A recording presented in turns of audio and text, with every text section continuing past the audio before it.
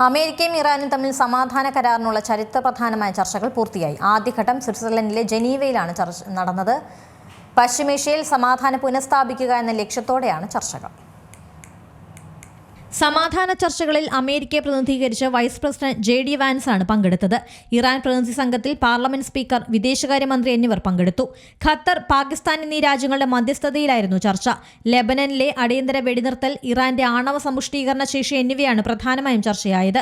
രാജ്യങ്ങൾ തമ്മിലുള്ള സമാധാനം പശ്ചിമേഷ്യയിലെ യുദ്ധ സാഹചര്യങ്ങൾ കുറയാൻ കാരണമായേക്കുമെന്നാണ് വിലയിരുത്തൽ. അതേസമയം ചർച്ചകൾ പുരോഗമിക്കുന്നതിനിടയിലും US പ്രസിഡന്റ് ഡൊണാൾഡ് ട്രംപ് കടുത്ത പ്രസ്താവനകൾ നടത്തി.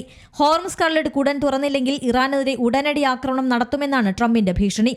ലെബനനിൽ ഹിസ്ബുള്ള അടക്കമുള്ള നിഴൽ സംഘങ്ങളെ പിന്തുണയ്ക്കുന്നത് ഇറാൻ അവസാനിപ്പിച്ചില്ലെങ്കിൽ കനത്ത തിരിച്ചടി ഉണ്ടാകുമെന്ന് മുന്നറിയിപ്പ് നൽകിയിട്ടുണ്ട്. ട്രംപിന്റെ ഭീഷണിപ്പെടുത്തലിൽ പ്രതിഷേധിച്ച് ചർച്ചാവേദിയിൽ വെച്ച് അമേരിക്കൻ പ്രതിനിധി സംഘവുമായി ഹസ്തദാനം നടത്താൻ ഇറാൻ സംഘം വിസമ്മതിച്ചു. പശ്ചിമേഷ്യയിലെ സംഘർഷങ്ങൾക്ക് അയവ് വരുത്താൻ ജനീവ ചർച്ചകൾക്ക് സാധിക്കുമെന്നാണ് പ്രതീക്ഷിക്കുന്നത്. രണ്ടാം ഘട്ട ചർച്ചകളുടെ തീയതി ഉടൻ പ്രഖ്യാപിക്കും. International desk Zee Malayalam news. ഏറ്റവും പുതിയ വാർത്തകളും വിശേഷങ്ങളും വിരൽ തുമ്പിലറിയാൻ സീ മലയാളം ന്യൂസ് എല്ലാ ഡിജിറ്റൽ പ്ലാറ്റ്ഫോമുകളിലും ലഭ്യം.